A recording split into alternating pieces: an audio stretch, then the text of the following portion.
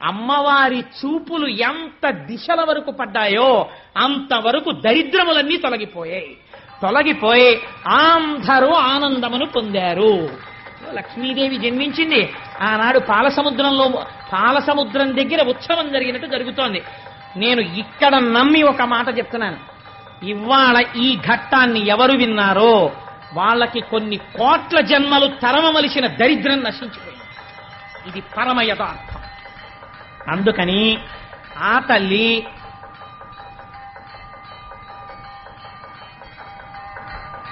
ఒక్కసారి మీ అందరూ కూడా మానసికంగా అదిగో అక్కడ ఆ నీరాజనాన్ని తీసుకోండి, ఒక్కసారి అది కళ్ళకద్దుకుని నమస్కారం చేసుకోండి. స్వామి త్రిమూర్త్యాత్మకమై దత్తాత్రేయుడై ఉన్నాడు.